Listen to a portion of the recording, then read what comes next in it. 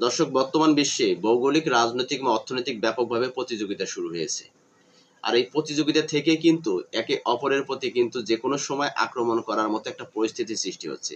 দর্শক, আজকের এই ভিডিওতে ২ টা গুরুত্বপূর্ণ বিষয় নিয়ে আলোচনা করব। সেই ২ টি গুরুত্বপূর্ণ বিষয়টি কি? একটি হচ্ছে যে এই যে বর্তমানে আমরা দেখতে পাচ্ছি পাকিস্তান সীমান্তে ভারত, অপরদিকে আফগানিস্তান। ৩ টি রাষ্ট্রের মধ্যে কিন্তু সীমান্ত উত্তেজনা ছড়িয়ে গেছে এবং শুধু ছড়িয়েই যায়নি, তাদের ভিতরে যুদ্ধও শুরু হয়ে গেছে। এই বিষয়টি আমরা আজকের আলোচনায় তুলে ধরব। অপরদিকে রাশিয়ার মতো একটা শক্তিশালী রাষ্ট্র ইউক্রেনের সাথে দীর্ঘ ৪ বছর যুদ্ধ করার পরেও তারা কিন্তু এখনো কোনো সমঝোতায় আসতে পারেনি। চলুন আজকে আমরা এই ২ টি বিষয় নিয়ে আলোচনা করি এবং আসলে এর মূল কারণটা কি খুঁজে বের করার চেষ্টা করব। তবে আলোচনায় যাওয়ার আগে আপনাদের কাছে একটা রিকোয়েস্ট থাকবে, চ্যানেলে যারা নতুন তারা অবশ্যই চ্যানেলটাকে সাবস্ক্রাইব করে পাশে থাকা বেল আইকন চেপে রাখবেন যেন পরবর্তী ভিডিও পাওয়ার জন্য। আর যদি ভিডিও সম্পর্কে আপনাদের মতামত থাকে, ভিডিও দেখে তারপরে আপনাদের মতামত জানা দেবেন।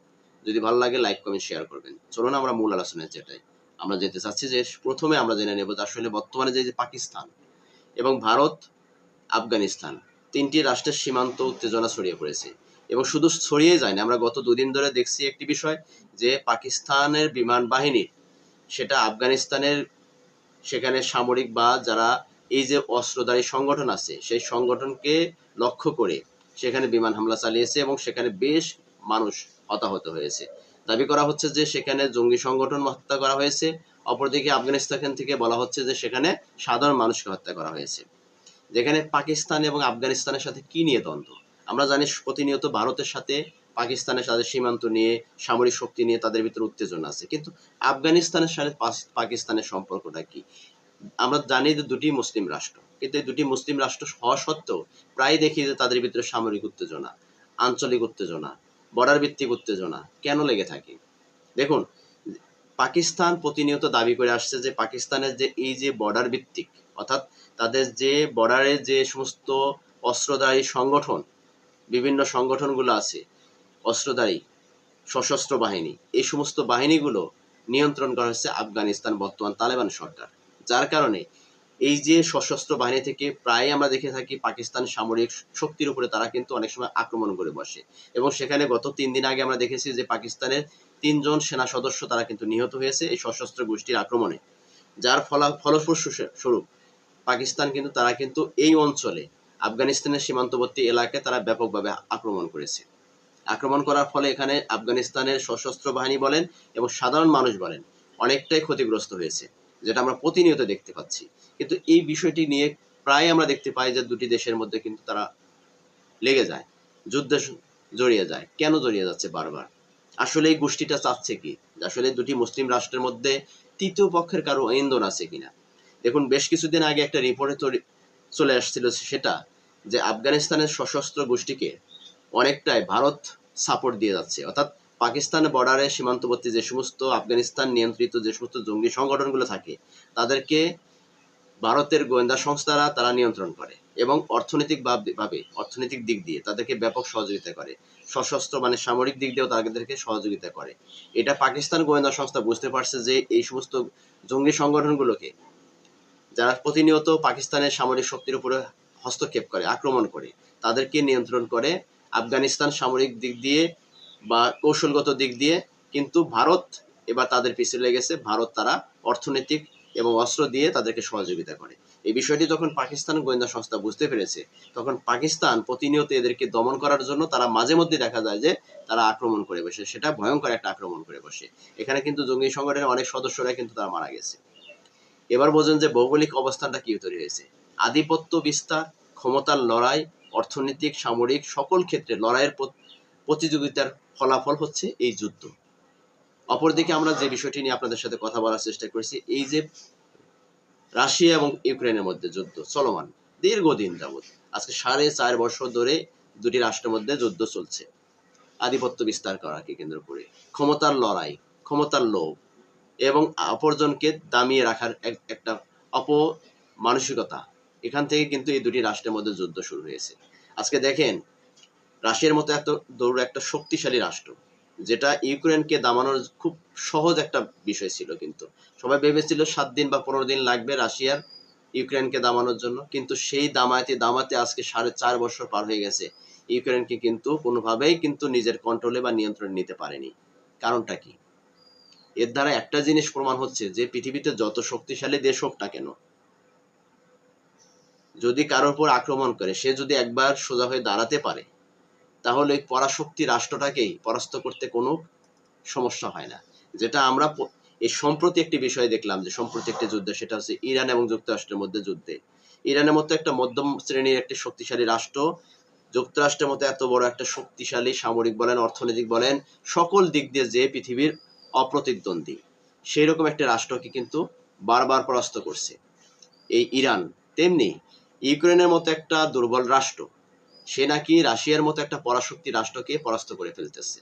ইতিমধ্যে যেটা আমরা বুঝতে পারতেছি, যে এই যে রাশিয়ার প্রেসিডেন্ট ভ্লাদিমির পুতিন, তিনি কিন্তু বলে ফেলেছেন যে ইউক্রেন যতই জোরদার হামলা চালাক না কেন, যতই মানে হামলা জোরদার করুক না কেন, তাদের কোনো শর্তে তাদের সাথে যুদ্ধবিরতিতে যেতে রাশিয়া রাজি নয় বা বসতে রাজি নয়। এবার বুঝুন যে কেন এই কথাটা বলছে। তার মানে কি, রাশিয়া কিন্তু মুখে বলতেছে না, কিন্তু তাদের এই বক্তব্যের মধ্যে কিন্তু স্পষ্ট হয়ে যাচ্ছে যে ইউক্রেনের যে হামলা বা ইউক্রেনের যে আক্রমণ, এটা কিন্তু খুব দুর্বল আক্রমণ না।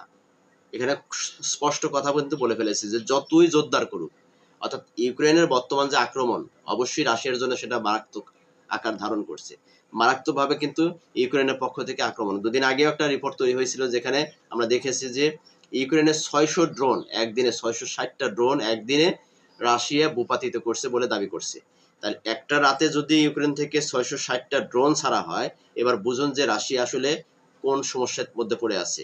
এখন রাশিয়াও যে যুক্তরাষ্ট্রের মতো না পারছে ছাড়তে, না পারছে ধরে রাখতে, এমন একটা পরিস্থিতির সৃষ্টি হয়েছে। কারণ এতদিন পর্যন্ত রাশিয়া যেভাবে ইউক্রেনের উপর যে তারা যুদ্ধ চালিয়ে গেছে, সেখানে অর্থনৈতিকভাবে ব্যাপক ক্ষতিগ্রস্ত হয়েছে, সামরিক শক্তিতে তারা কিন্তু ব্যাপক ক্ষতিগ্রস্ত হয়েছে, এবং অনেক সৈন্য হতাহত হয়েছে রাশিয়ান।